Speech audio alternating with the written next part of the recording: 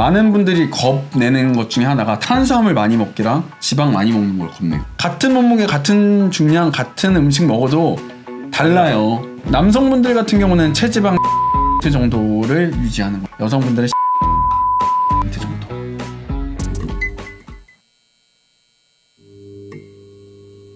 네, 안녕하세요.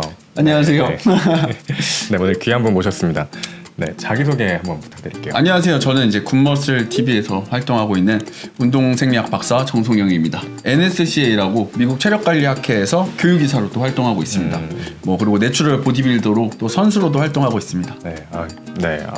박사님 모셨습니다. 네, 최근에 지금 대회도 나가고 계신데 오늘 와주신 거잖아요. 대회를 2개를 뛰었고요. 앞으로 3개의 대회가 좀 남았습니다.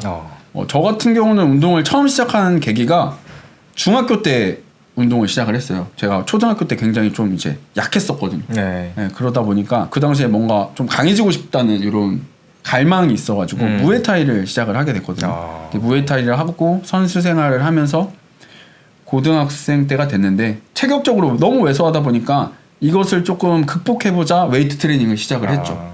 고3 때 처음 이제 제가 다니던 헬스장 관장님이 대회를 한번 나가보는 게 어떠냐 해서 격투기 대회? 아니요, 보디빌딩 대회 3위를 하고 이제 그 뒤로 보디빌딩을 잘 안 하고 있다가 군대 갔다 와서 제가 격투기를 계속 하고 있었거든요. 네. 선천적으로 타고나는 게 전 있다고 보거든요.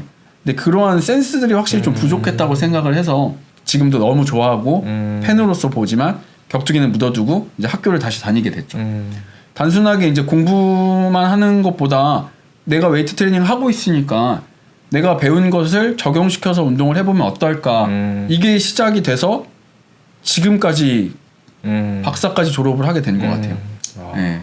이게 만약에 지금처럼 정보화 시대였다면 그 당시가 그러면 저는 아마 공부를 안 했을 것 같아요. 그냥 소비자 입장에서 받기만 했을 거예요. 지금은 충분하다. 네, 지금은 충분해요. 왜냐면은 그 당시 때는 이제 잡지 같은 것들을 보면서 운동을 했잖아요. 거기서는 4세트만 하고 몇 개만 하고 하면 몸이 이만큼 좋아진대. 네. 근데 나도 그렇게 하는데 몸이 안 좋아져요. 네, 안 좋아져요. 왜일까? 안 좋아져 진짜. 여기서 나오는 대로 나는 하고 있는데 왜 안 좋아지나 이런 것들에 대한 탐구를 하다 보면서 이 안에 있는 심오한 내용들을 제가 알게 되는 거죠. 그러한 정보들이 많았다면은 제가 그냥 그걸 듣고 운동만 했겠지만 그런 내용들이 없다 보니까 제가 파고들면서 이 운동을 조금 더 사랑하게 된 것 같아요. 그렇구나. 많이 도움이 되셨나요? 그 전에도 3위 하셨잖아요. 이제 고등학교 때는 3위를 하고 23살 때 제가 1등을 했어요. 근데 그 뒤로는 계속 좀 2등 위주로 거의 계속 그는 3, 4년을 2등만 했거든요. 네, 이제 박태환 선수랑 제가 이제 외국에 나가고 이제 외국에서 트레이닝하는 형태들도 좀 보고 갔다 오면서 저도 약간 견문이 넓어졌어요. 네. 그냥 단순하게 이제 지식도 국내적인 지식뿐만 아니라 좀 해외적인 지식들도 많이 보고 아직 국내에서 자료가 너무 부족하구나. 정보가 너무 없구나. 아직도 외국에서 하는 70년대 운동을 우리나라에서 지금 하고 있구나. 이러한 것들이 그런 것들 알게 되니까 안 되겠다. 이거 내가 공부해서 알려줘야겠다. 이런 생각을 하게 되면서 이제 더 많이 공부하게 되고 그 이후로 나갔던 대회들에서는 거의 다 좋은 성적을 얻었죠. 네. 이게 진짜 과학적인 거네요. 이게 운동생리학이라는 것 자체가 자연과학 계열이다 보니까 진짜 숫자와의 싸움이거든요. 이제 많은 분들이 저는 더 똑똑하게, 더 효율적으로 운동하길 바래요. 그래서 그런 이유 때문에도 유튜브를 좀 시작하게 됐고요. 그게 그렇게 딱 정량적으로 정해서 과학적으로 접근하는 게 실제 되나요? 그럼요. 실제 도움이 되고 숫자는 거짓말을 하지 않습니다. 네. 이과적인 말인데. 저도 이과라서 그런데 네. 사실 운동에 대해서는 되게 그런 정성적인 것들이 되게 많잖아요. 네. 필드 자체가. 그렇죠. 네, 그러다 보니까 이게 뭔가 규칙적인 거를 실제 실험적으로 하시는 분들도 이제 물론 논문들은 있지만 주위에서 좀 찾기가 좀 어렵고 근데 그런 것들이 지금 이렇게 대회 우승을 하시는데 많이 도움이 된 건가요? 정말 많이 도움이 됐고요. 그리고 많은 분들에게 말씀드리고 싶은 게 사실 이제 엘리트 체육 같은 경우는 경험적인 측면도 진짜 중요하다고 보거든요. 그런데 이제 생활체육으로 하시는 분들, 그냥 다이어트를 하신다거나 아니면 뭐 바디 프로필을 준비하시는 분들 같은 경우는 나 자신에 대한 파악이 되고 내가 지켜야 될 것들만 잘 지키면은 전혀 문제없이 다이어트를 하고 몸을 만들 수가 있어요. 그런데 이제 이런 것들이 극단적으로 갔었을 때 나에 대한 파악이 안 됐는데 다이어트를 진행한다거나 지금 내 몸 상태가 어떻게 진행되고 있는지 모르는데 다이어트를 하고 있으면은 그러한 문제들 때문에 나는 엄청 안 먹는데 살이 안 빠지고 나는 잘 먹고 있는데 오히려 막 살이 빠지고 이러한 현상들이 일어나게 되는 거죠. 네. 네. 자기를 파악한다는 게 조금 그러니까 맞는 것 같은데 생각보다 이게 뭐부터 파악해야 되지라는 생각이 좀 드는 것 같아요. 전문가들은 이제 파큐라고 해가지고 나의 이제 질환이 있는지 질병이 있는지부터 먼저 파악하는 게 중요하고요. 질병부터. 이제 만약에 내가 그런 질병이 있으면은 그 질병에 관련돼서 전문의의 도움을 받는 게 가장 좋겠죠. 근데 내가 만약에 그런 질병이나 질환이 없다면은 나의 이제 기초대사량이랑 활동대사만 알면은 기본적인 거는 알고 있다고, 기본적인 거 파악할 수 있다고 보면 됩니다. 기초대사랑 활동대사. 네. 그러면 일단 그거는 우리가 뭐 공식으로 우리가 있으니까. 네네. 그러한 공식들은 사실 인터넷에 찾아보시면 쉽게 접할 수 있고요. 좀 더 내가 전문적으로 하거나 이제 나에 대해서 좀 객관적으로 하고 싶다면 이제 요즘 스마트워치나 이런 것들이 많이 되어 있으니까 스마트워치를 활용해가지고 나의 활동대사를 한번 찾아보시고 뭐 인바디 같은 걸 측정해서 나의 기초대사량을 찾아보시면은 그 두 개를 합하면 나의 유지 칼로리가 나오게 됩니다. 그러면 이제 시작은 그 유지 칼로리부터거든요. 내가 이제 림매스 살을 찌면서 근육량을 늘릴 거다. 혹은 내가 다이어트를 할 거다. 그럼 이 유지 칼로리에서 칼로리를 업하냐 다운하냐에 따라서 이게 다이어트가 될 건지 이제 림매스가 될 건지 나뉘게 되는 거죠. 그러면 이 사람들이 일단은 칼로리에 대한 그 개념만 있고 또 뭐 운동 수행 능력 그런 거는 좀 메타인지가 어느 정도 돼야 되는 거예요?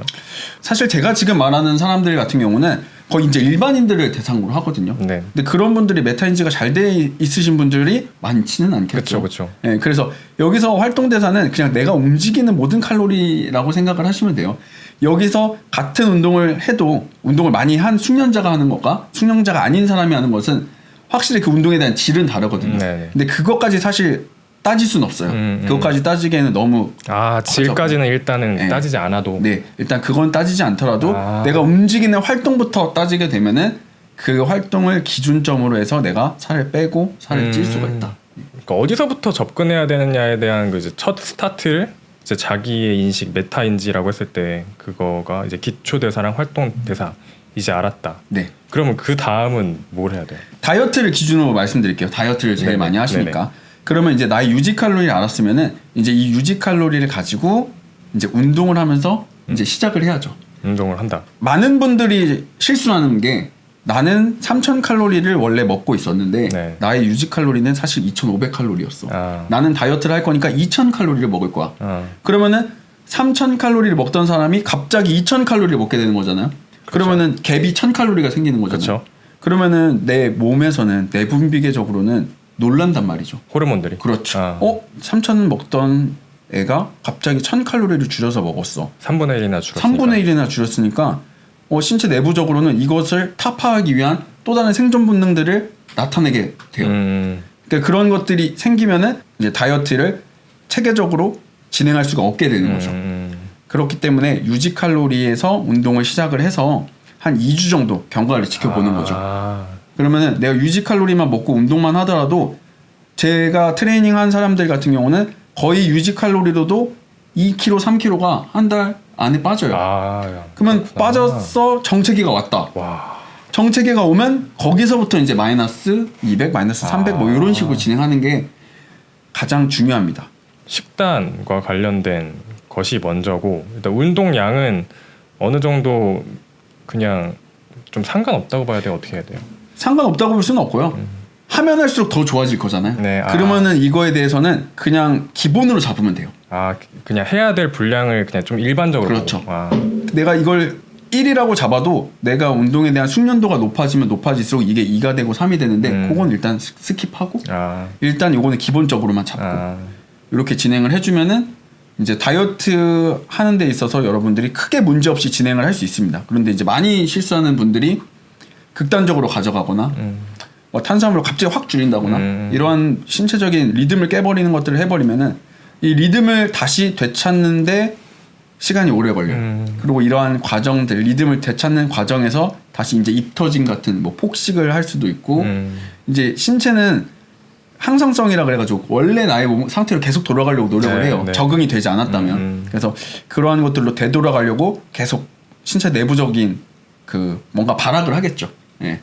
머리로는 아는데 일단 기본적인 운동량이라는 게 이제 그 기본적인 거 하면 되겠지 하는데 실전에 이제 들어가면은 우리는 이게 뭐 팔굽혀펴기 몇 회를 해야 되는지 아니면은 헬스장에서 몇 시간 있어야 되는지 이런 이제 질문들이 이제 현실적으로 좀 다가오는 것 같거든요.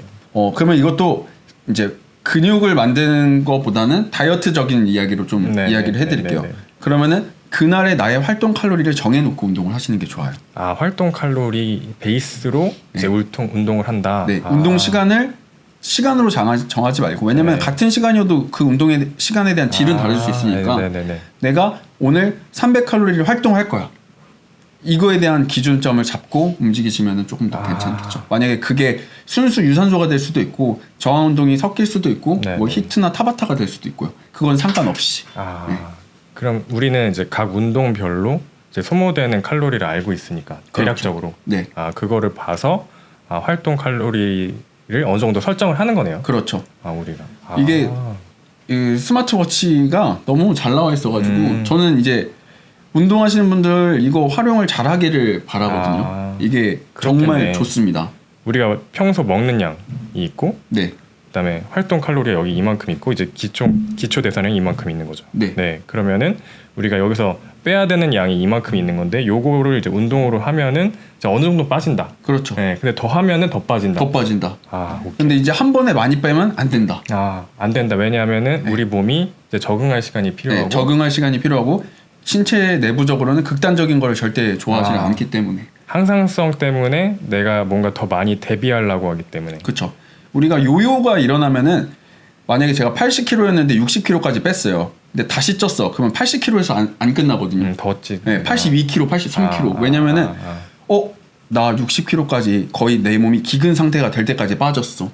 그런데 나 다시 돌아갈 거야. 근데 80kg까지 돌아가면 또 빠질 수도 있으니까 난 더 보호해야 돼. 더 뒤로 갈 거야. 그러면 83kg까지 다시 돌아가. 그런 거구나. 우리가 IMF를 한번 겪으면은 외화를 다음에는 더 많이 저장하고 싶은 거죠. 그렇죠. 똑같은 거죠. 한번 경제난이 왔으니까. 그러네. 그러면 우리는 그럼 일단은 맨 처음에는 어느 정도 운동 칼로리를 이제 웨어러블 디바이스 같은 걸로 정확히 재면서 운동을 하는 게 진짜 제일 좋은 거고. 너무 좋죠. 그게 만약에 없으면은 한번 이제 경험적으로 한번 해볼 수밖에 없는 거. 아니요. 저희 이제 차트가 다 있어요. 이거 어플이나 검색하시면은 운동 각각의 운동이나 뭐 여기 지금 여기 띄어져 있습니다.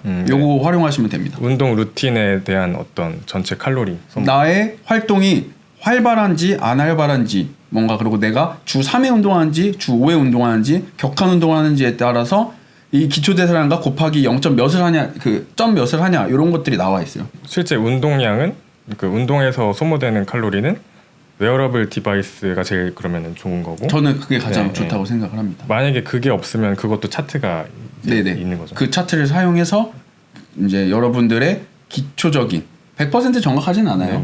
근데 100% 정확하지 않지만 요걸로 내가 일주일 진행해보고 2주일 진행해보면은 알 수 있죠. 이게 계속 파악해 나가야 되는 거죠. 이게 트레이닝의 원리 중에 개별성의 원리가 있어요. 개별성의 원리. 개개인은 다 달라요. 신체는 다 다르고 신체 이제 내부적인 상태, 외부적인 상태가 다 다르다 보니까 같은 운동을 해도 다를 수밖에 없고 같은 식단을 먹어도 누구는 찔 수도 있고 누구는 빠질 수도 있어요. 같은 몸무게인데도. 그게 너무 어려운 것 같아요. 저희는 거의 이제 100세 시대잖아요. 그렇죠. 100세 시대 동안 나에 대해서 파악을 못하고 죽기에는 너무 아깝잖아요. 이미 나라는 사람부터 파악을 하고 맞아. 나에 대해서 알게 되면은 나라는 사람의 뭐 다이어트나 이런 운동에 관련된 내 데이터를 알게 되면은 그러면은 내가 더 잘 활동할 수 있고 더 다이어트도 잘하고 더 잘할 수 있는데 이러한 것들을 모르면은 눈만 계속 이렇게 가고 저렇게 가는 거예요. 이게 좋대. 따라가고 저게 좋대. 따라가고 이렇게 되는 거죠. 그러면은 이제는 우리가 좀 다이어트에 대한 거는 좀 어느 정도 알았고 근데 우리가 이제 더 복잡해지는 건 여기다가 우리가 그 근육을 같이 조금 단련하고 싶기 때문에 여기서부터 좀 약간 혼란스러워지는 것 같아요. 비율을 알아야 돼요. 식단의 비율. 식단의 비율. 뭐 탄단지. 그렇죠. 탄단지에 대한 비율을 알면은 좋죠. 이제 내가 림매스 업을 하겠다. 그리고 내가 운동을 하고 있다. 그러면은 킬로그램당 1.6g 이상의 단백질을 섭취하라고 이야기를 하고 있어요. 킬로그램당 1.6g. 네. 만약에 내가 100kg면 160g의 단백질을 섭취하라고 이야기를 하는 거죠. 근데 이제 제가 속한 ISSN이라고 이제 국제 스포츠 영양 학회인데 네네. 거기에서는 이제 몸을 만드는 바디빌딩이나 몸을 만드는 사람들 같은 경우는 2g 이상, 3g 미만 정도까지는 이제 문제가 없다. 만약에 그런 사람들이 2g 이상의 고단백질을 섭취를 했는데 킬로그램당 2g에서 3g의 고단백질을 섭취했는데 문제가 일어났다는 건 그 사람 자체가 뭐 유전적인 문제를 갖고 있다거나 뭐 신장적인 문제를 갖고 있어서 그런 거다. 뭐 이게 단백질을 많이 먹어서 유산 수치가 높아지고 이런 게 아니라 그냥 그 사람 자체적인 유전적인 문제가 있을 수 있는 거기 때문에 그런 문제가 있는 사람들은 이제 적정 선을 맞춰 먹어라라고 이야기를 하는 거죠. 와, 그럼 생각보다 만약에 제 몸무게가 제가 한 75kg 정도 나가는데 75kg에 한 1.6이면은 한 110... 거의 2g 이상을 먹어야 된다. 남자분들 2g. 같은 경우는 2g. 2g이면은 150g을 먹어야 되는 건데 그러면 닭가슴살을 한 덩어리에 25g 정도 들어있다고 치면은 생각보다 많이 먹어야 되네요. 근데 저희가 닭가슴살뿐만 아니라 뭐 밥에도 좀 들어있고 뭐 먹는 거 이것저것의 단백질이 생각보다 많이 들어있어요. 그리고 요즘 워낙 그런 단백질 제품들이 많이 나와 있어서 뭐 요거트도 아침에 먹는 제가 먹는 프로틴 요거트도 10g이 들어있고 뭐 거기에 뭐 견과류 먹고 뭐 먹으면은 아침에 대충 먹어도 20g 이상의 단백질을 먹더라고요. 그래서 단백질은 그런 식으로 어떤 단백질이든 크게 상관없어요. 만약에 이제 채식을 하시는 분들이어도 요즘엔 이제 비건 프로틴이라 가지고 이런 것들이 많이 나왔기 때문에 그런 것들을 좀 섭취를 해주시면 좋고, 그리고 이제 그 다음으로 중요한 게 아까 제가 유지 칼로리에 대해서 이야기를 했잖아요. 그러면 내가 유지 칼로리로 진행을 할 건지 혹은 내가 마이너스 300 혹은 플러스 300으로 진행할 건지, 그러면은 내가 총 섭취하는 칼로리에서 20%에서 30%는 지방을 섭취해 줘야 돼요. 20%에서 30%? 그거를 되게 안 하고 단백질만 드시려는 분들 되게 많잖아요. 그렇죠. 지방을 잘 먹어줘야 되거든요. 근데 그렇구나. 많은 분들이 겁내는 것 중에 하나가, 다이어트 때 겁내는 것 중에 하나가 탄수화물 많이 먹기랑 지방 많이 먹는 걸 겁내요. 너무 겁나요, 저. 진짜. 그러니까 너무 많이 먹으면 당연히 안 되겠지만 내가 필요한 정도의 지방을 섭취를 해줘야 돼요. 지방은 결국에는 내 분비계 적인 영향을 주는 게 결국엔 지방이거든요. 근데 이 지질 대사가 제대로 이루어지지 않는다면은 이제 신체 내부적으로 또 문제가 일어나거든요. 그럴 수밖에 없다. 그래서 지방 섭취를 20%에서 30% 대신 이제 좋은 지방을 섭취하는 게 좋겠죠. 예를 들면 뭐가 있어요? 저 같은 경우는 아보카도 좋아하고요. 비싼 거. 비싸지만 이제 좋은 것들. 아보카도나 이제 견과류, 그리고 이제 생선 같은 오메가3 같은 것들, 불포화 지방산 이런 것들 먹어주시면 좋죠. 포화 지방도 어느 정도는 먹어야 돼요. 그렇구나. 포화 지방도 아예 안 먹어서는 또 안 됩니다. 되게 식단이 되게 철저하실 것 같아요. 옛날에는 되게 심플한 식단을 했었거든요. 고구마, 닭, 약간 이런 느낌. 야채, 고닭야라고 하죠. 요즘에는 제가 공부를 하면서 느낀 게 결국에는 균형, 밸런스를 맞추는 게 중요하다. 결국에는 치우쳐서는 안 된다. 그렇게 되다 보면 식단이 더 다채로워져요. 그 진짜 어려운 거잖아요.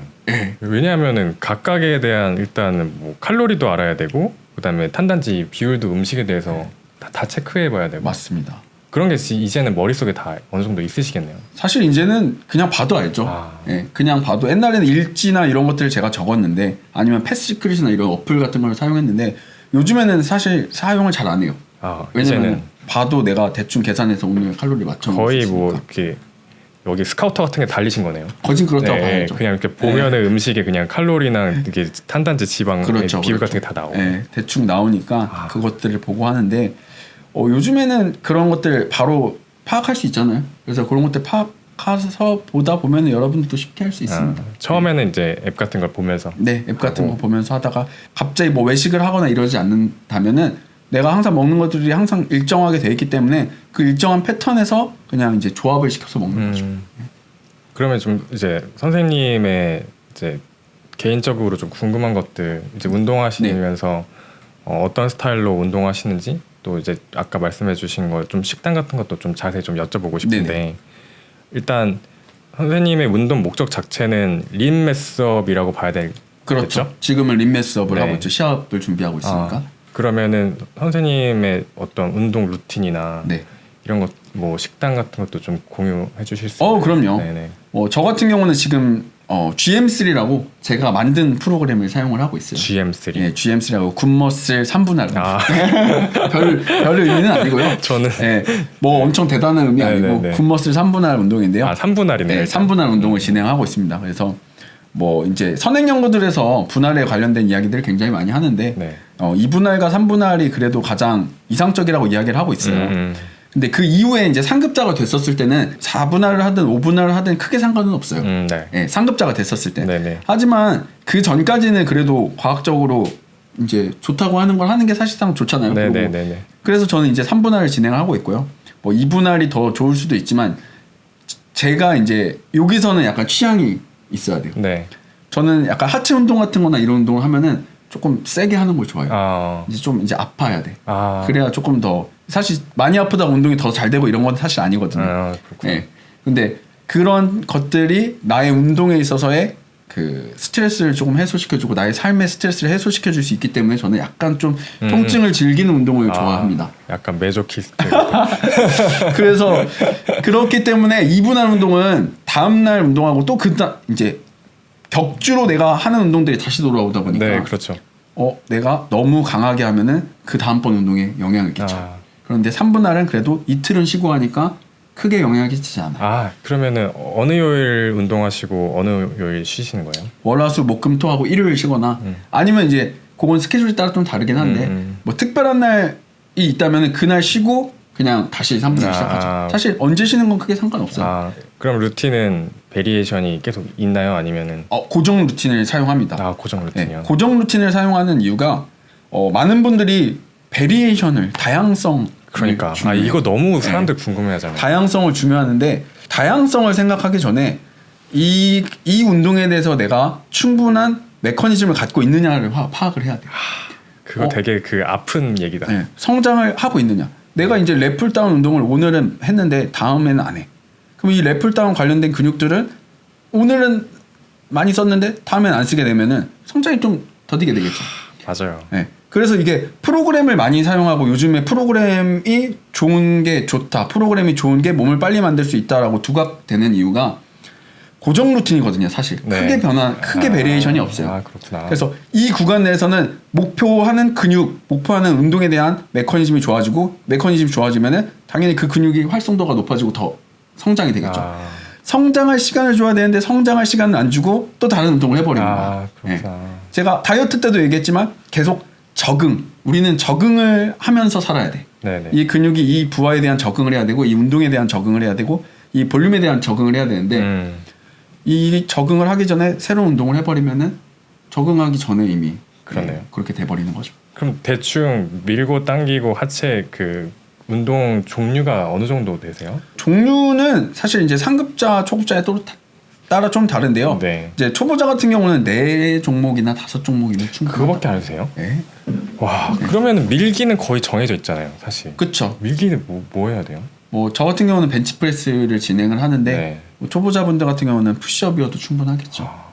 그리고 4종목이니까 또 그럼 뭐가 있어요? 저는 여기서 말하는 게 4-5종목. 그러니까 저 같은 경우는 지금 6종목 진행을 하고 있거든요. 네네. 6종목 진행하면은 뭐 가슴 운동 뭐 3개, 어깨 운동 3개 요렇게. 3개 이렇게. 네. 그러면은 가슴 운동은 초보자는 뭐 해야 될까요? 봉부터 잡는 걸 좀 추천드립니다. 봉. 네. 봉과 덤벨을 친해지면 그 다음 운동들은 따라온다. 봉 말고 다른 건 머신을 말씀하시는 건가요? 머신 운동들 같은 경우는 요즘 너무 잘 나와 있어요. 근데 제가 초보자들한테 머신 운동을 나의 근육 타겟을 잘 못하시는 분들한테는 머신을 조금 추천드려요. 그리고 타겟팅하고 프리웨이트로 오세요. 너무 어려워요 사실. 저도 진짜 근육 타겟팅이 특히 이 운동에 대한 운동 신경이 없는 사람들 있죠. 이게 마인드 머슬 커넥션이라고 이야기를 하거든요. 네. 이 근육을 내가 신경을 사용하고 있는가, 내가 이걸 신경 써서 이 근육을 사용하고 있느냐, 이거에 대한 차이 때문에 같은 운동 같은 중량이어도 질이 달라지는 거예요.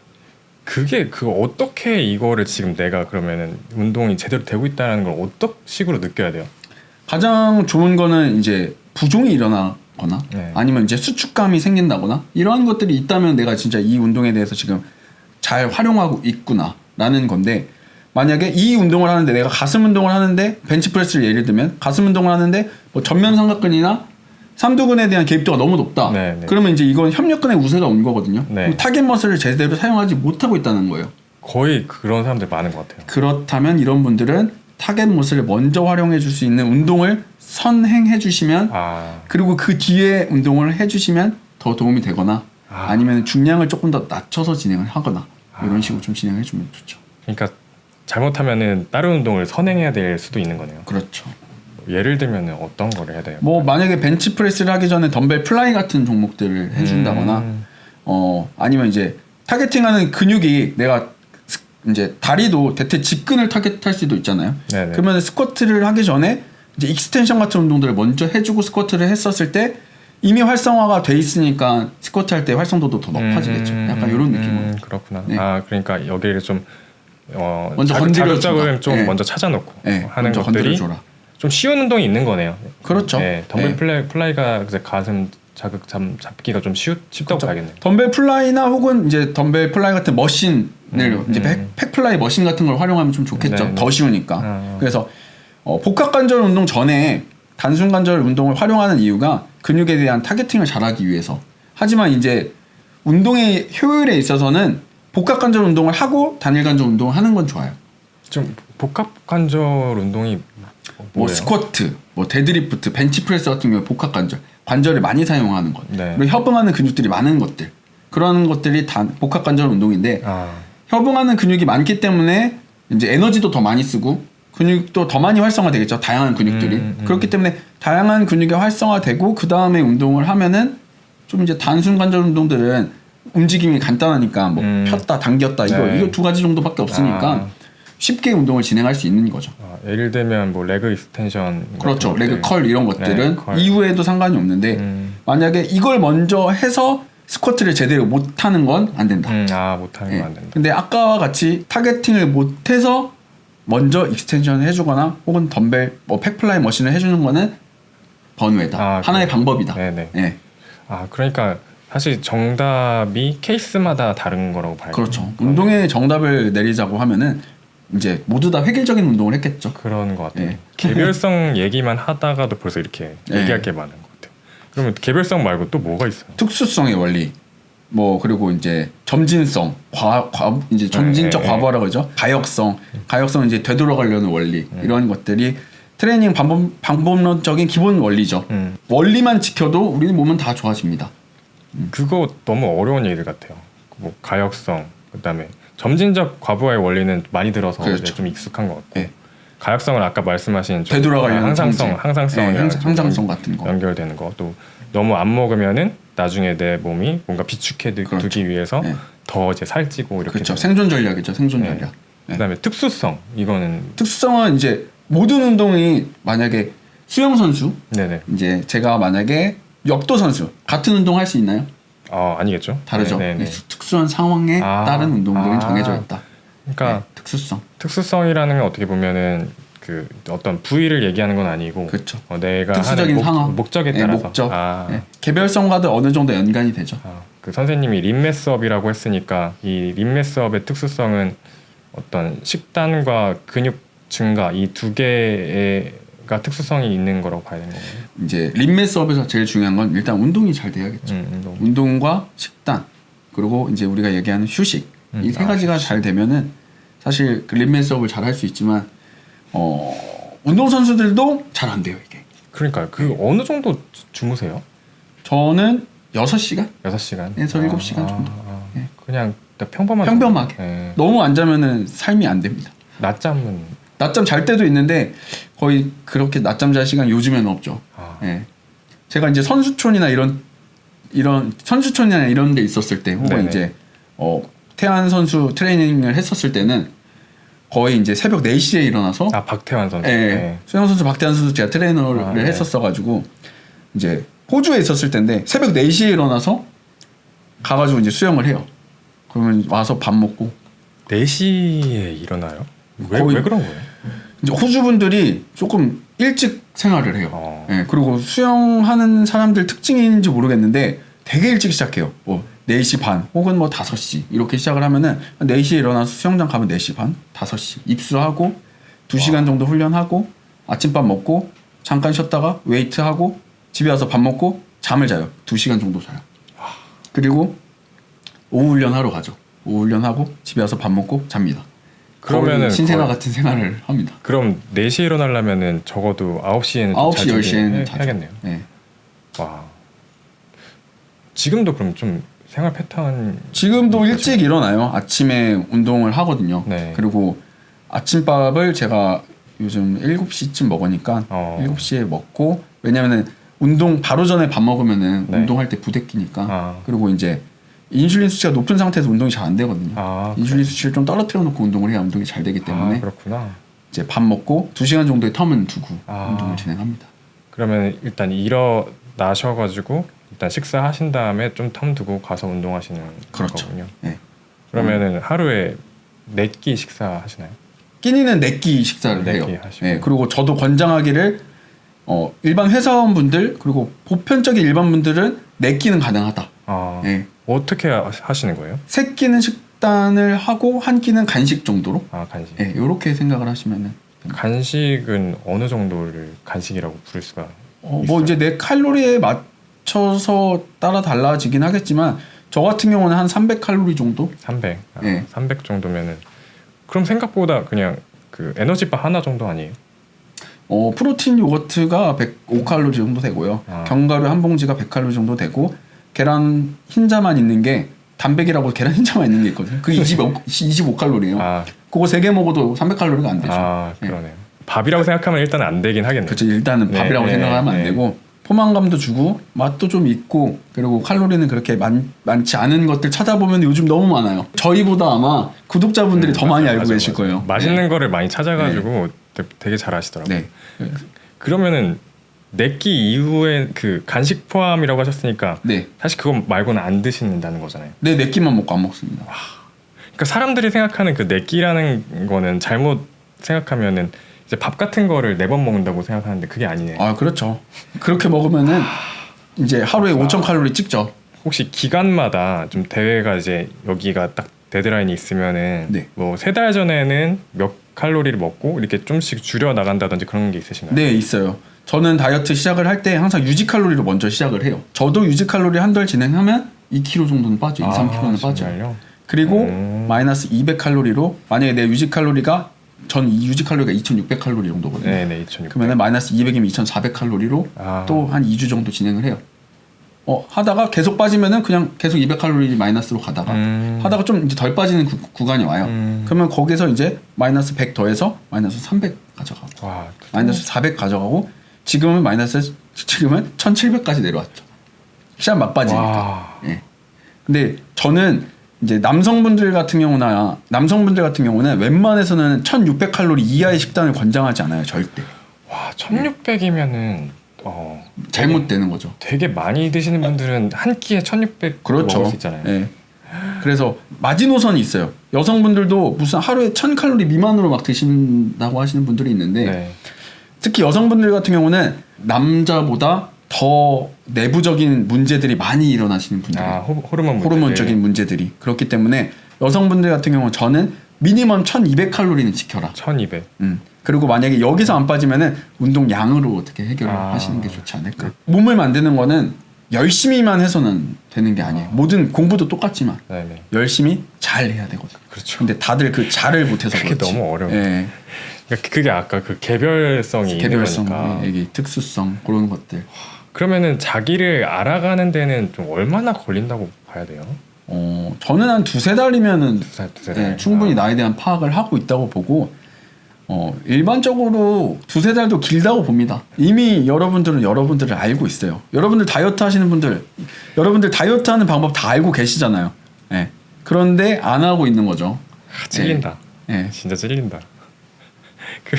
그 운동량에 대한 것만 항상 고민하고 보통 사람들이 다이어트에 대해서는 운동 좀 많이 하면 되겠지 약간 이런 식으로 생각하는 게 좀 많이 있는 것 같아요.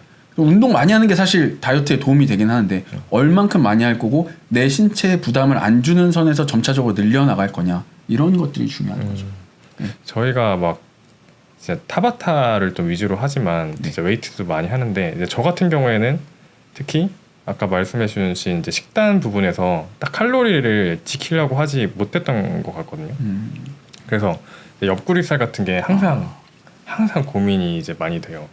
근데 많은 그 분들도 저 같은 이제 고민하시는 분들 많은데 실제 옆구리살 이제 빼려면 이제 뭐 카디오를 많이 해야 된다고 하고 그렇죠. 이렇게 얘기하잖아요. 근데 선생님은 이제 여기 복근 관련돼서 좀 유지하시기 위해서 이제 어떤 게 좀 중요하다고 생각하시는지. 복근은 눈에 보이면 거울로 보면 너무 좋지만 이게 보기 좋은 만큼 유지하기도 힘든 게 복근이에요. 그 유지가 진짜 안 되는 것 같아요. 이게 그냥 체지방 자체가 원래 낮은 분들도 있고 그리고 살이 잘 안 찌시는 체형을 갖고 계신 분들도 있어요. 옛날에는 이제 뭐 외배업, 중배업, 내배업 이거 뭐 세 가지 뭐 이런 식으로 이야기를 하지만 뭐 소음인, 소양인, 태양인, 한의학적인 접근과 서양학적인 접근이 같이 되어야 된다고 보거든요. 그래서 같은 몸무게, 같은 중량, 같은 음식 먹어도 달라요. 그래서 가장 제가 계속 중요하다고 얘기하는 게 나에 대한 파악이 중요하다는 거고 복근이 있으면 좋아요. 복근이 있으면은 보기엔 좋아요. 근데 보기에만 좋아요. 보기에만 예. 보기에만 좋아요. 어떻게 보기에 좀 좋게 하고 싶은 게 우리 좀 욕심인 것 같은데. 그래서 저는 약간 기간을 가지고 하라는 걸 좀 추천합니다. 일단 복근이 선명한 기간을 언제로 할 것인지를 네, 웬만하면 이제 여름. 그럼 그때 아니면 나머지는 준비 기간이나 혹은 뭐 내가 언제든지 만들 수 있을 정도의 그 상태를 만들어 놔라. 어느 정도의 내가 이제 스펙트럼을 이제 설정해 놓고 네. 다른 기간에는 조금 그거보단 못해도 상관없을 정도로. 그렇죠. 네, 이렇게 해놓고. 남성분들 같은 경우는 체지방 15% 정도를 유지하는 거, 15에서 18% 정도를 유지해주는 게 가장 좋고 그거보다 더 적으면 좋긴 하겠죠. 근데 이 체지방이 너무 적은 것도 이제 근육량을 올리는 데는 또 저해를 하는 요소들이 있기 때문에 너무 체지방이 없어서는 안 돼요. 그러니까 힘이 잘 안 들어가잖아요. 그래서 그 적정 체지방이 15% 정도. 그렇구나. 여성분들 같은 경우는 5% 더. 여성분들은 15%에서 20% 정도. 네. 그러면은 지금 이제 루틴 그 공유 받을 수 있지만 네. 복근 운동 주로 하시는 거는 어떤? 저 뭐 행인 레그 레이즈도 많이 하고요. 그리고 이제 크런치. 네, 단순하지만 쉽게 할 수 있는 것. 진짜 다 우리가 다 아는 것들인데. 네. 우리는 지금 그런 것도 이제 먹는 거를 조절 못 하고 운동량을 모르고 복근 운동을 잘 안 해요. 그 마지막에 복근 운동 하려면 힘들거든요. 그럼 이거 궁금했어요. 매일 하세요? 복근 운동? 거의 매일 합니다. 거의 매일 하는데 이제 지금 루틴에서는 이틀에 한 번 꼴로 거의 진행을 하는 것 같아요. 그러면 비중은 어느 정도로? 비중은 2, 3세트 정도. 그러니까 두 가지 종목, 많게는 세 가지 종목. 네. 세 가지 종목? 네. 한 세트 수로 보면은 어느 정도? 세트 수는 3세트 정도만 진행하고요. 3세트. 근데 이제 복근 같은 경우는 올아웃으로 진행을 하는 편입니다. 그러니까 거의 소진될 때까지. 네, 거의 최대한. 그러니까 지금 올아웃에 대한 거랑 네. RIR. 네. 일단 그 개념부터. 이제 RIR 같은 경우는 내가 최대 반복할 수 있을 정도에서 뭐 한 2개면은 2개를 덜 한다. 이 RIR이라고 이야기를 해요. 너무 찜찜해요. 덜하는 게. 덜하는 게 저만 그런 거예요. 덜하는 게 찜찜하죠. 너무 찜찜해요. 네. 안 한 것 같고. 근데 이게 제 유튜브 영상에도 있는데 RIR을 지키는 게 효과적이냐, RIR을 지키지 않고 올아웃 무조건 끝까지 가는 게 효과적이냐라고 이야기를 했었을 때 이제 중급자 미만은 RIR을 지키는 게 더 효과적이라고 이야기를 하고 있어요. 진짜요? 네. RIR을 지키든 RIR을 지키지 않든 큰 차이 없다. 차이 없다. 네, 그러면은 RIR 안 지키는 게 맞겠죠. 네.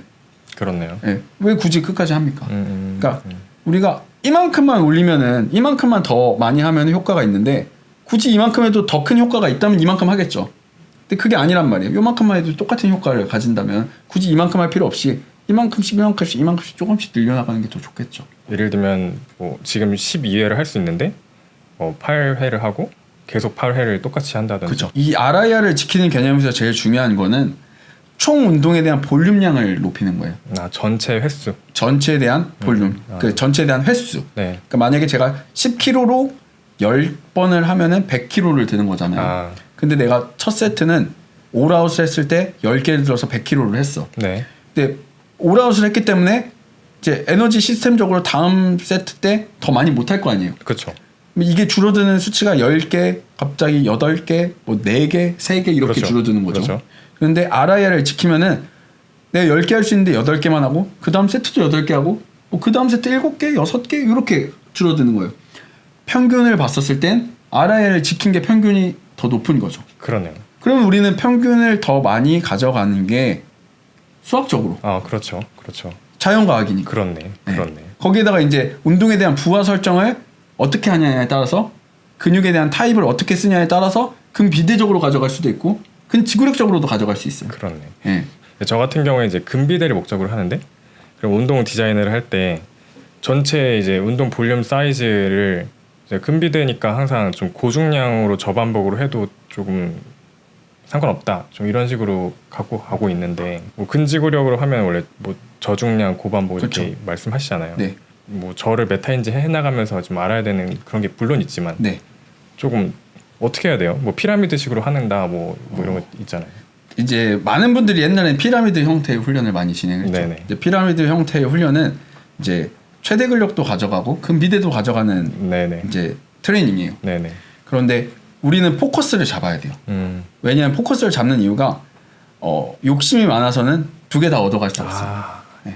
일단 그러면 근비대만 하던지 근지구력만 하던지 근비대만 할 건지 최대 근력 훈련만 할 건지 그리고 이 중간에 전이 단계에서 이 두 개를 혼합하는 형태의 트레이닝을 할 건지. 너무 어려운데요? 제 GM3 프로그램 같은 경우는 순수 근비대 프로그램이에요. 그냥 근비대만을 위한 프로그램. 내 원RM의 부하의 80% 정도의 중량으로 진행을 하고 반복 횟수 8에서 12회 그리고 이제 운동 우리 TOT라고 해서 타임 언더 텐션이라고 하죠. 네. 그래서 이 운동에 대한 시간이 한 세션에 30초에서 한 1분 미만인 운동. 거의 그러면 저희가 한 번 수행하면은 내릴 때 3초, 올릴 때 한 1초. 그쵸. 하면 4초잖아요. 그쵸, 10분 그쵸. 수행하면 40초잖아요. 그렇죠, 그렇죠. 그래서 근비대 이상적인 TUT가 30초에서 1분 미만이라고 이야기를 해요.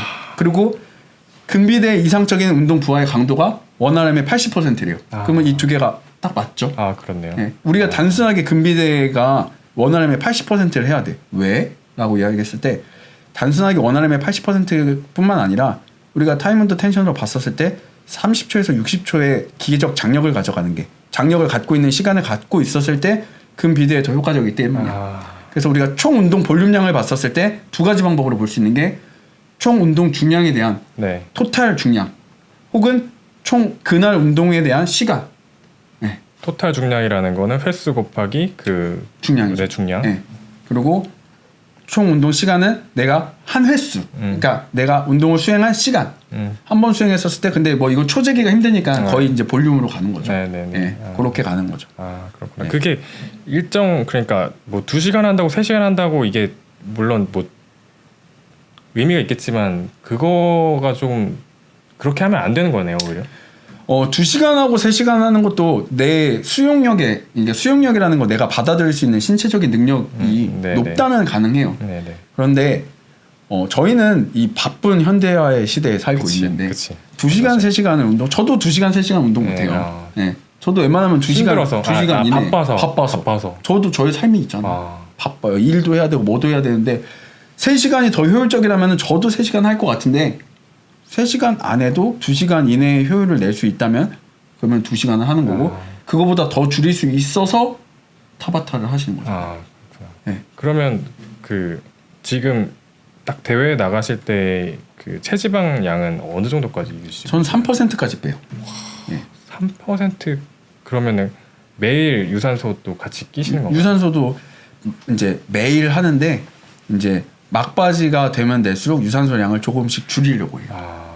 그러니까 힘드니까. 이제 체력적으로 이제 당일날 퍼포먼스를 또 좋게 해야 되고 그리고 이게 유산소도 결국에는 뭐 조금이나마 손실을 갖고 올 수 있거든요. 장시간의 유산소는. 근데 이제 웬만하면은 막바지 돼선 1시간 미만으로 끝내려고 하죠. 보통은 1시간 정도 하시는 거예요? 보통 1시간 정도. 많을 때는 2시간, 뭐 3시간도 할 때도 있고요. 네. 주로 하시는 거는 뭐 사이클, 뭐 인클라인 러닝 뭐 다 합니다. 아 인클라인도 하세요? 인클라인도 저는 뭐 사실 다 가리지 않고 해요. 아, 네. 그렇구나. 그런 거는 이제 카디오는 어떤 고정 루틴은 좀 없다고 봐야겠네요. 다양하게 하는 게 좋아요. 아, 이 유산소 같은 경우는 어떻게 보면 칼로리를 소모하는 거잖아요. 네네. 요건 또 적응하면 안 돼. 아 네. 그렇구나. 유산소는 또 적응시키면 안 돼요. 왜냐면 새로운 걸 했었을 때 신체는 인지적으로도 안 하던 거 하면 더 많이 스트레스를 받거든요. 아, 네네. 스트레스를 주는 거죠. 에너지를 소비해라. 적응하지 못하도록. 네. 오. 유산소에 있어서는. 아 그럼. 이제 근육은 성장을 위한 거니까. 네. 이제 태우는 목적에서는 아. 뭐 이제 뭐 다 넣는 거죠. 아 네.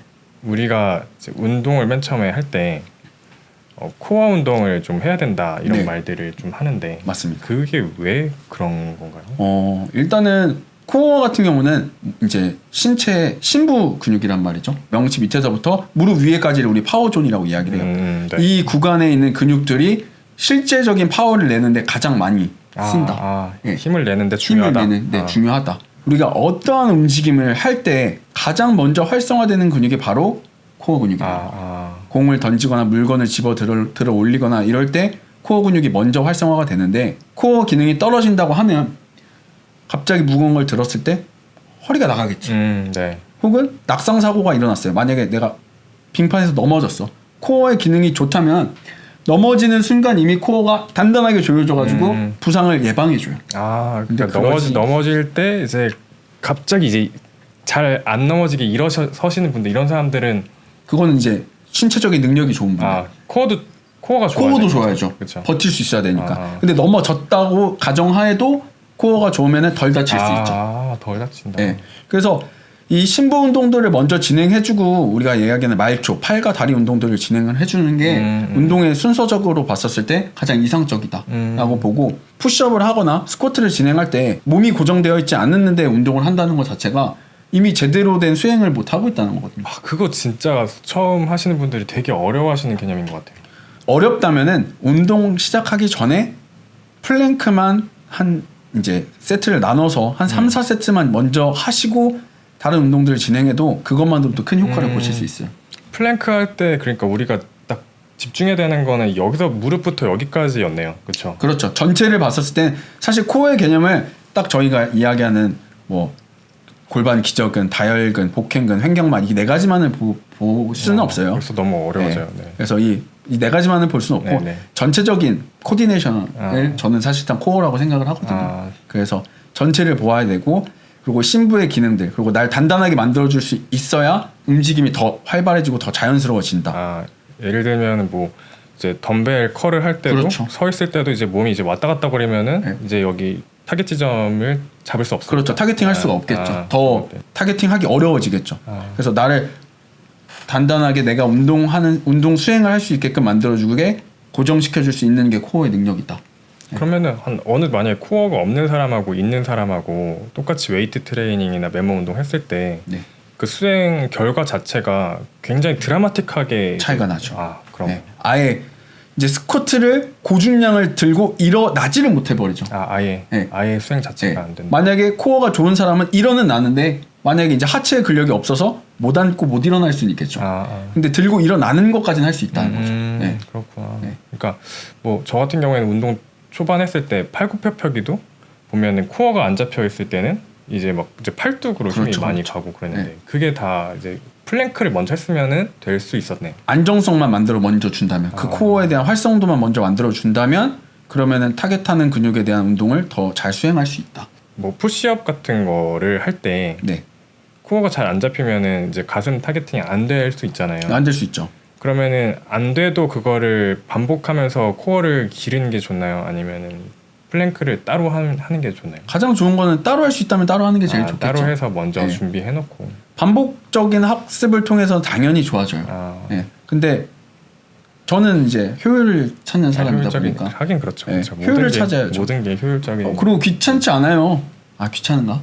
이 세트 먼저 하는 게 근데 귀찮았어요. 저는 몸이 안 좋아지는데도 운동을 더 하는 게 더 귀찮더라고요. 이게 결과가 안 나오는데 이 긴 시간을 하면은 나중에 굉장히 이게 관성적으로 그냥 운동한다 이런 생각이 들지 어느 순간에 이제 발달이 안 되니까. 이제 고중량으로 넘어가거나 이제 내가 한 단계를 업하기 위해서는 되게 사소한 것들을 건드려줘야 되거든요. 근데 그 사소한 것들이 내가 잘하기 싫어하는 것들이에요. 네. 그러니까 내가 잘하기 싫어하는 운동을 하면 그 다음 단계로 넘어갈 수 있는데 내가 잘하기 싫어하는 운동들이 거의 내가 약한 부위의 운동들이란 말이죠. 그러면 그 약한 부위의 운동들을 해주면 내가 그 다음 단계로 넘어갈 수 있는데 그걸 못하는 거예요. 진짜 네. 하기 싫어하는 운동 저 몇 개 있거든요. 너무 하기 싫어요. 그래서 그런 운동들을 앞에 선행해 주는 게 좋죠. 네. 어쩔 수 없네요. 무조건 그래서 고정 루틴을 사용하는 게 좋은 게 그 루틴 안에 있으면 무조건 해야 되잖아요. 그리고 발달하니까 루틴 안에 넣으면 발달해요. 저는 진짜 반대였어요. 저는 베리에이션을 많이 줘야 된다고 생각해서 예전에 그런 말들 많았어요. 막 베스킨라빈스처럼 이렇게 골라 먹는 재미가 있어야 된다. 뭐 여러 개를 해야 뭐 적응이 또 안 된다. 그렇죠. 근데 이제 우리는 하나하나의 전문가가 돼야 돼요. 그러니까 우리가 와인도 이 와인에 대해서 깊이를 알고 맛을 알아야 다음 와인도 먹을 수 있는데 베스킨라빈스 이 뉴욕 치즈케이크의 맛을 모르는데 이거 그냥 한번 먹어보고 뒤로 갔을 때 기억 안 난단 말이야. 그렇네. 근데 내가 확실히 이 맛을 완전히 기억할 수 있으면은 내가 다른 걸 먹어도 엄마는 외계인을 먹어도 뉴욕 치즈케이크 맛 이런 맛 기억할 수 있는 거죠. 그래. 네. 그냥 사실 뭐를 해도 원래 우리가 수박 겉핥기식으로 하면 안 되는데. 그렇죠. 근데 운동에서 그렇게 하고 있었던 것 같아요. 그렇죠. 한 종목에 대해서만 제대로 그 턱걸이만 하시는 분들 있잖아요. 네네. 그거 하나만 잘해도 다른 운동하는데 어렵지 않단 말이에요. 근데 그거 하나를 못해서 그렇죠. 일단 하나를 마스터하는 게 의미가 있고 큰 의미가 있어요. 그래서 하나를 마스터하는 운동이 가장 중요한 3대 운동이면 제일 좋은 거죠. 네.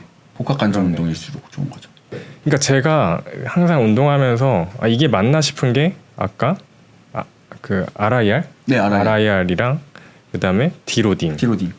이거 두 개는 RIR 할 때 특히 RIR 할 때도 좀 몇 개 한 2개 정도 안 하면은 너무 찜찜하고 그렇죠. 디로딩 기간을 해야 된다고 하는데 이게 이렇게 하면 되나 이런 생각 많이 들거든요.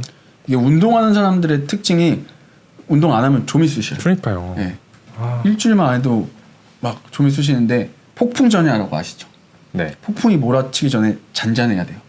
네. 우리는 더 운동을 잘하기 위해서 잔잔해지는 시간이 필요해요. 이 잔잔해지는 시간 동안 나의 신체 내부적인 외부적인 회복을 필요로 하는 거죠. 정신적으로도 회복해야 되고 신경계적으로도 회복해야 되고 근육적으로도 회복을 해야 되고. 정신적으로도. 네. 정신적으로 회복하는 게 저는 굉장히 중요하다고 생각하거든요. 아무리 좋은 이론, 좋은 실기 능력을 갖고 있어도 멘탈이 제대로 되지 않고서는 실행을 할 수가 없어요. 그래서 정신적으로 내가 회복하는 시간도 필요해요. 정신적으로 데미지를 입은 상태는 예를 들면 어떤 거예요? 운동에 대해서 딜레마가 왔다거나 아니면은 그냥 계속 고강도 운동을 하면은 운동을 쉬고 싶겠죠. 네네. 그러한 상황들이 올 때 디로딩을 딱 해주는 거예요. 저 같으면 그러니까 하체 하기 너무 싫어요. 네. 그러면은 이제 디로딩 좀 해서 네. 하체를 진행을 하는 거네요. 그렇죠. 뭐 이제 디로딩 하고 바로 하체를 진행한다거나 그런 식으로 진행할 수도 있는데 이제 그런 개념은 아닌 것 같아요. 잠깐. 그런 개념은 아닌 것 같아요. 그런가요? 그러니까 디로딩의 개념은 회복이라고 생각을 하시면 돼요. 회복. 내가 더 잘하기 위해서 잠깐 쉬어주는 것. 근데 이 디로딩 할 때 운동을 좀 하고 싶다 하시는 분들은 내가 원래 하는 운동 주 6회 한다 그러면은 그거 반에 줄여서 거기서 또 운동 양을 반으로 줄여서 횟수도 줄이고 양도 줄이고 빈도도 줄이고 양도 줄이고. 그렇게 해도 돼요, 진짜? 네, 그렇게 해도 돼요. 어느 정도 하세요?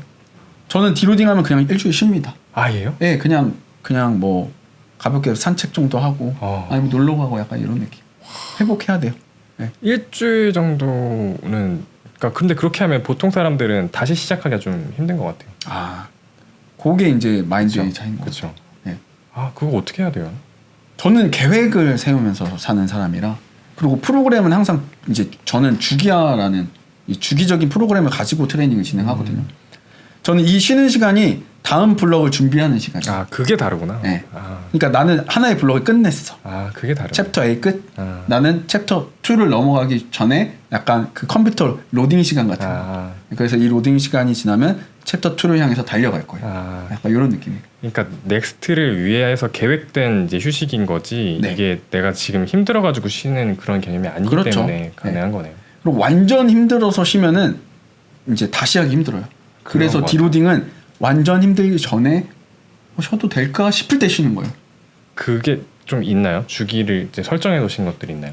이제 디로딩이 필요한 시기는 사실상 하나의 블럭이 끝나면은 이제 하나의 우리가 훈련 프로그램이 끝나면 근데 그게 거의 4주에서 6주 뭐 많게는 12주가 될 수도 있고 근데 일반 분들 같은 경우는 저는 이제 한 4주에서 6주 정도 운동을 하면 일주일 정도는 뭐 운동 양을 반 정도 줄여서 진행을 한다거나 일주일 정도는 쉬어도 된다라고 이야기를 합니다. 거의 안 하시는 분들 많은 것 같아요.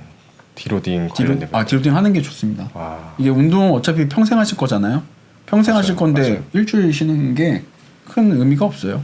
그 크게 네. 뭐 영향을 끼치지 않아요. 맞네. 오히려 더 긍정적인 영향을 끼치지. 근데 진짜 맞는 것 같아요. 이게 저만 해도 사실 저는 촬영 때문에 좀 운동을 이렇게 좀 잘 쉬지 못하는데 한번 어쩌다가 이제 해외 출장 가서 한번 쉬게 되면은 그 다음에 더 운동 잘 되는 그렇죠, 거거든요. 그렇죠. 그런 게 이제 자연스럽게 디로딩이 된 그런 게 디로딩이죠. 네.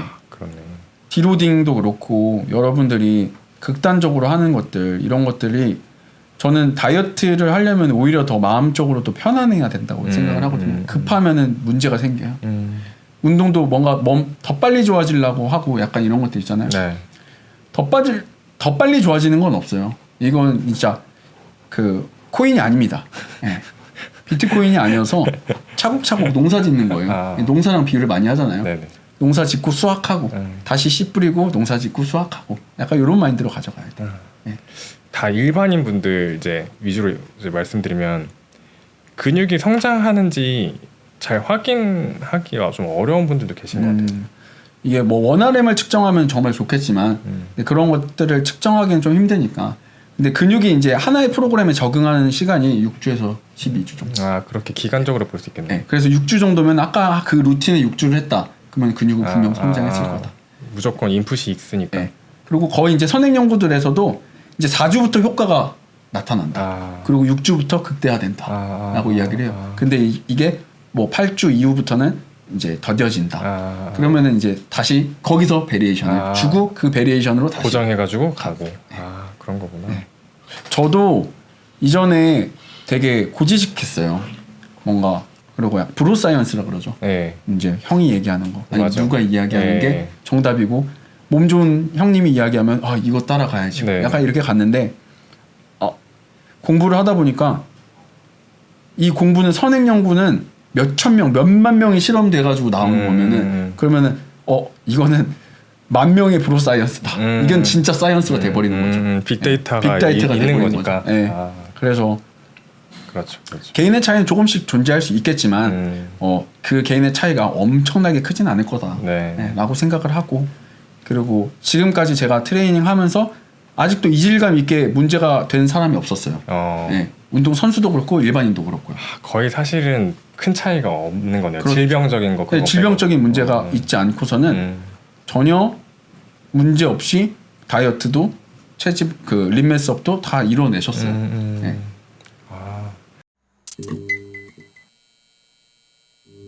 너무 많은 걸 다룬 건가요? 저는 엄청 유익했는데. 이게 항상 제가 이런 진지한 이야기들을 많이 하면요, 이게 좋아해 주시는 분들이 소수정예. 그러니까 아무래도 이게 좀 뎁스가 있을 수 있어요. 네, 맞아요. 어렵긴 한데. 근데 이거 궁금하신 분들은 진짜 너무 궁금한 것들이거든요. 사실 아까 뭐 그 디로딩이라든지 특히 RIR 관련된 것들은 본인들이 사실 알고는 있지만 이제 심리적인 거부감이 있으신 분들도 있고, 근데 일단 해볼 만한 가치가 이제 있다는 걸 오늘 또 인터뷰를 통해서 좀 알게 된 것 같아요. 거의 오늘 그 말씀해주신 것만 다 적용해도 선생님 정도는 아니더라도 거의 준하게 그렇죠. 바디 프로필 다이어트 여러분들 다이어트 하는 거는 전혀 문제 없습니다. 그렇죠. 네. 와. 그런데 GM3 맛집 레시피 알아도 잘 못 하잖아요. 네네. 네, 근데 여러분들은 이제 시도부터 해보시라고. 이제 이거 하면은 그 다음에 질문사항이 진짜 많이 생기실 것 같아요. 뭐 그거 하려고 유튜브도 시작했고 그거 하려고 지금까지 공부도 하고 있는 거니까 지금은 제가 진짜 아무것도 아닌 사람이지만 언젠가는 제가 이제 한국에서 조금 더 건강한 피트니스 문화를 만드는데 이바지할 수 있는 사람이 될 수 있으면은 그것만으로도 저는 제 삶의 목표를 이뤘다고 볼 수 있을 것 같아요. 저는 이미 너무 많이 배운 것 같아요 지금. 아닙니다. 제가 지금 끝나고 여쭤볼 것도 너무 많아요. 네, 오늘 와주셔서 감사하고요. 네. 혹시 저희가 또 그 운동 동작 같은 것도 조금 궁금할 수 있어가지고 네, 그런 것들도 좀 여쭤보고 네, 좀 같이 알려주시면은 너무 좋을 것 같아요. 제가 영광이죠. 네, 감사합니다. 다음번에 또 저희가 모시도록 하겠습니다. 네, 감사합니다. 불러주셔서 영광입니다. 감사합니다. 네.